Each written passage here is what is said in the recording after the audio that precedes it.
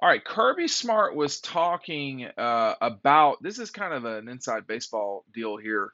Uh, we're trying to get it back, talking about pressure from his outside linebackers. That was something, Matt, that Georgia has had a very good tradition of edge rushers for sure, whether you're talking about David Pollock or Jarvis Jones or whoever, um, have been very good edge rushers. We saw that from from Micah Williams this past year. It did not come from the outside linebackers. Kirby's saying we're interested in getting that back. We're trying to get that back. We're trying to get back to it. Yeah, I mean, those positions are kind of up for grabs. No Nolan Smith, no Robert Beal. Still have Chaz Chambliss coming back. You've got two incoming freshmen, Sam and Pimba, Damon Wilson, who are looking to get after the quarterback. That's what they do best. Real Um, brief on those two? What are we talking about with their ability to get to the quarterback? Long, athletic, elite pass rushers who still have their best football ahead of them. And once they learn how to, just become more technically sound, more fundamentally sound as they grow as players, those two are going to be attacking the quarterback left and right from that outside linebacker position. We've talked about Micah Williams getting there from, the defensive edge, in spot, whatever you want to call that. But still, outside of him, you've got guys flying off the edge. And they get pressure from Javon Bullard and other guys as well. But to have two guys who are known as big time pass rushers coming into this class, that's a big deal. And, you've always said that you like the Chaz Chambliss's ability to get to the quarterback. And we've seen that the past couple of years. This could Yeah, be a real breakout season for him. But there's a lot of young guys on the roster, too, who I think are going to be able to get after the quarterback in a big way. Ryan. I think it's an interesting discussion because they've done a really good job of getting pressure from other positions. That, Exactly. like you said, like Bullard on the outside, Kamari Lassiter, Keeler Ringo, but the inside linebackers too. How many times this Hmm. year did we see Smile London in the quarterback's face? A lot. Jamon Dumas Johnson had a sack on C.J. Stroud in the fourth quarter. So did Um, Smile at the beginning of the game. yeah. They both had So sacks. they've been recruiting guys and they've been having defensive schemes where they've got so much speed in the middle, and that's no different than what Nakobe Dean was in the backfield all the Right. time. Right. Channing Tindall was kind of your inside outside guy. He was coming around the edge a lot. So yeah, you want elite edge rushers, and they've had them. I mean, and I think Nolan Smith is, maybe he didn't have elite production, but I think he is an elite football player. Guys like him. But I think that it's maybe not a huge issue just because they, like, scheme wise, they've done so good at getting all sorts of guys in the backfield. I don't see why that stops. If you also add elite edge rushers to that, I mean, I feel bad for other quarterbacks.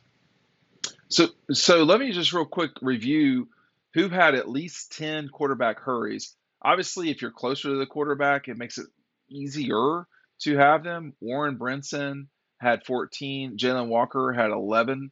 Barry Alexander with 13. Barry Alexander really came on at the end of the season. Nolan Smith had 16 and about half the season. Robert Beal with 20. Micah Williams with 31. Jalen Carter 31. Azir had 14. And then the two guys that jump out, they played a lot. Smile London had 23 and Jamal Dumas Johnson had 26. That's a lot of pressure, Matt, from a lot of different places. That's the problem. I mean, I can go over the sacks, but it's the sacks end drives, right? But hurries can end drives too. But they're coming from all over the place, Matt. Yeah, and they're forcing incomplete passes, passes Yep. that have to be thrown out of bounds, which leads to 3 and out. So even if you don't get the sack, causing pressure still does a lot. And it, scares the quarterback as the game goes on. If he feels that pressure that they're bringing in the first quarter, he's going to know it's coming for the rest of the game. So these guys really get after the quarterback. A lot of times they get there and they sack him, but more often than not, that pressure is still there. I mean, it didn't sound like there were a lot of times where there was just no pressure at all, right? None. Occasionally last year, but more often than not, someone or two guys Well, creates that havoc. let me just ask this because Ryan got a pretty good view of this. I guess you did too. The Ohio State game, they it felt like they were getting pressure. A lot of folks that I talk to that are football people or inside the program or are whatever, they said that the holding for the Ohio State game was something they had really just never seen before. It was that bad, and it really did affect the game. But Ohio State's the one game to me that jumps out. Ryan, what do you recall from that game? Because they didn't get the pressure until they really needed it, which was at the end, and then they did get pressure. Yeah, I mean they got pressure in key moments. I alluded to one of the plays earlier with Jamon Dumas-Johnson's sack. The play where Marvin Harrison Jr. got hurt and Bullard kind of saved it. Total pressure. Smile Mondon is like a half yard away from sacking C.J. Stroud. If there's no pressure on that play, that gives. I mean, they could have easily scored. I mean, C.J. Stroud was picking Georgia's defense apart for a lot of the first half. And that, he could have done the same thing on that play. And that game is totally different if they score, right? I mean, Georgia's not winning that game if Ohio State scores on a touchdown on that drive. I just don't think that would have put them up 40-something to 20-something. They would have put them up because they went up. It would have given them 4 They more had 35 points. at the time. It would have given them 4 more points. Georgia scored. Georgia won by 1. So it would have been, they'd have had to score again. Instead of kicking the field goal with the Brock Bowers play, they would have had to score a touchdown to tie it. But yeah, it would have made it very hard to win. Yeah, it would have made it harder. So it's something that every Ohio State person, of the year, right? They just will not stop talking about that play, and about how it changed the game and all this stuff. And I'm like, hey, look, it did change the game. Have other players. Yeah, and they do have other players. They have Julian Fleming and Micah Williams. It's not like they didn't have other star receivers. But it's funny because I think at the beginning of the 22 season, the lack of sack production was talked about a lot just because of how much there was in 21. But they were getting pressure on the quarterback. It's something that they've done really well, whether it ends in a sack or not. And I think better over the. Go ahead. Are they going to be better? What were you going to say? Well, I feel like they did do a better job. I think Williams has made a big difference, frankly. He's good, man. In his emergence, I mean, he really was he that good? You knew he was very good, right, Matt, coming in from Columbus?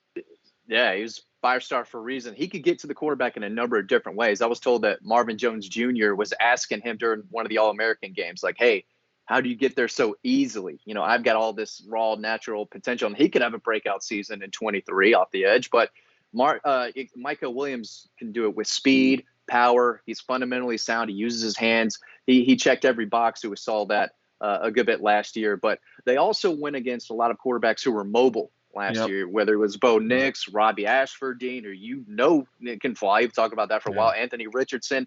They played a lot of quarterbacks who can move and escape and scramble around. So even though they got pressure, and they still sacked the quarterback, they got to Hendon Hooker when they needed to, especially in that fourth quarter.